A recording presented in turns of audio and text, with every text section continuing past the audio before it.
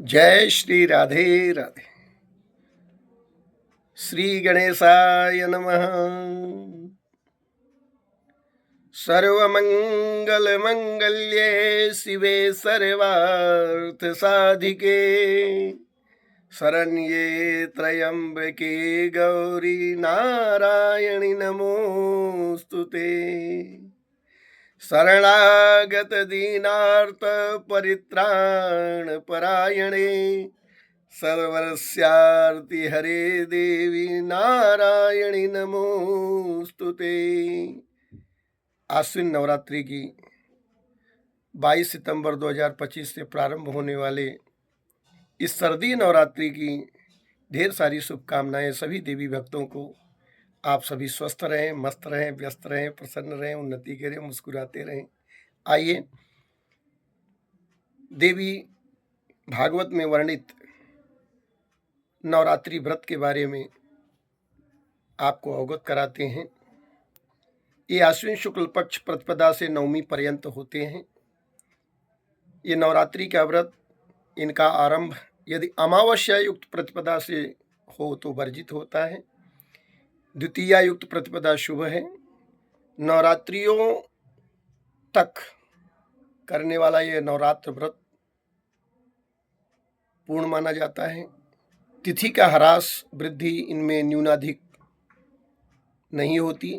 प्रारंभ के समय यदि चित्रा नक्षत्र और वैधृति हो तो उनके उतरने के बाद व्रत को प्रारंभ होना चाहिए, परंतु देवी का आवाहन, स्थापन और विसर्जन ये तीनों प्रातः काल में ही होते हैं। तो प्रातः काल आवाहन, स्थापन, विसर्जन की क्रिया होनी चाहिए। अतः अभिजित मुहूर्त में भी आप कर सकते हैं। नवरात्रि में विष्णु भगवान की शक्ति की उपासना और ये दोनों बहुत व्यापक है। रामचरितमानस का नवान पारायण, भगवान श्री हरि की पूजा और माता रानी की आदिशक्ति जगत जननी जगदम्बा परम्बा की पूजा, नवरात्रि पर्यंत व्रत रखने का सामर्थ्य यदि न हो तो प्रतिपदा से सप्तमी तक सप्तरात्र का भी विधान है। पंचमी को एक भुक्त होकर, षष्ठी को नक्त व्रत करके, सप्तमी को अयाचित, अष्टमी को उपवास और नवमी को पारण, इस तरह से भी व्रत करते हैं। व्रत की कई प्रकार की विधियां हैं। जिस तरह से चढ़ती उतरती कहते हैं, चढ़ती का तात्पर्य है कि प्रतिपदा को, उतरती का तात्पर्य है अष्टमी को।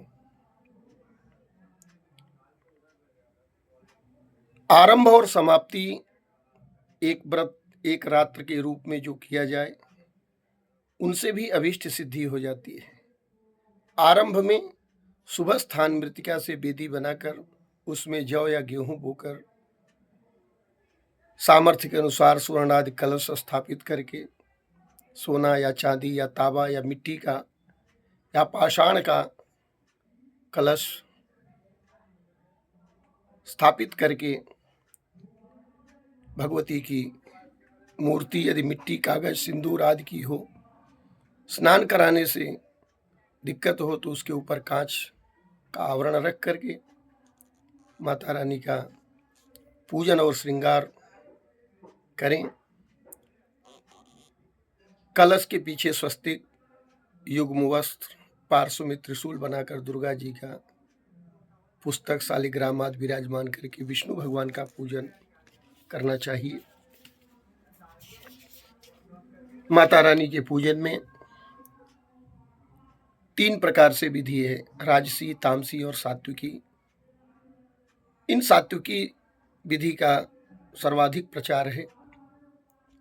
नवरात्रि के व्रत के आरंभ में सर्वप्रथम गणपति का पूजन, लोकपाल, नवग्रह, वरुण का पूजन, स्वस्ति वाचन करना चाहिए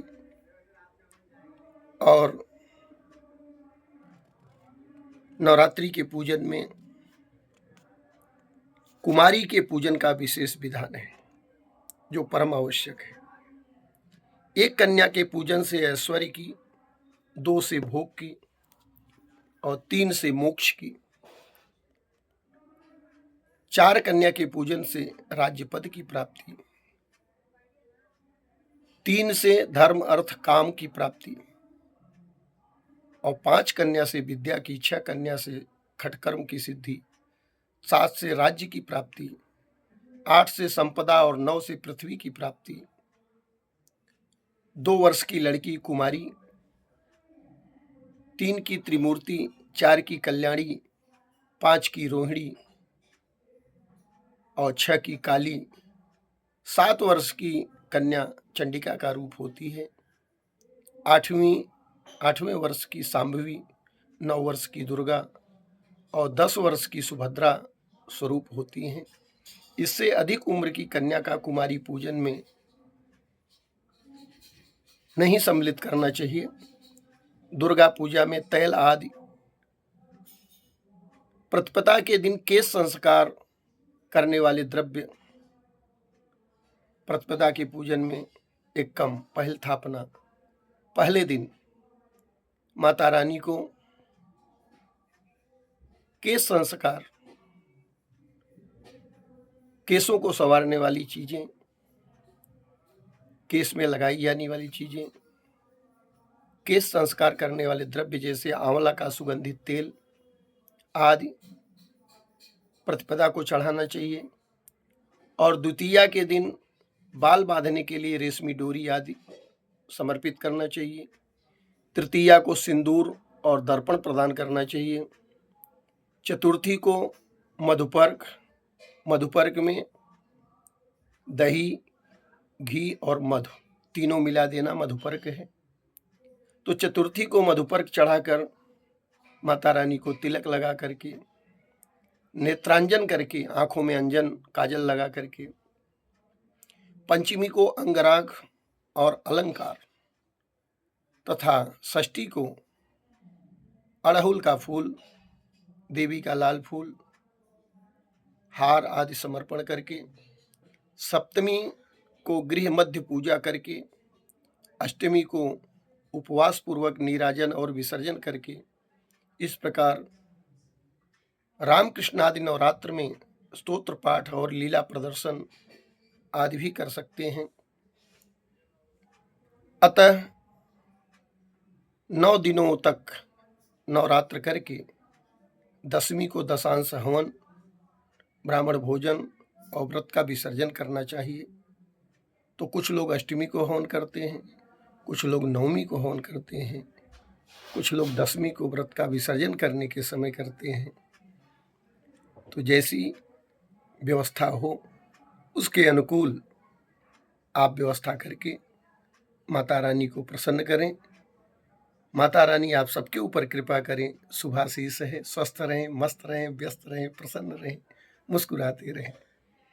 अम्बे मातु की जय।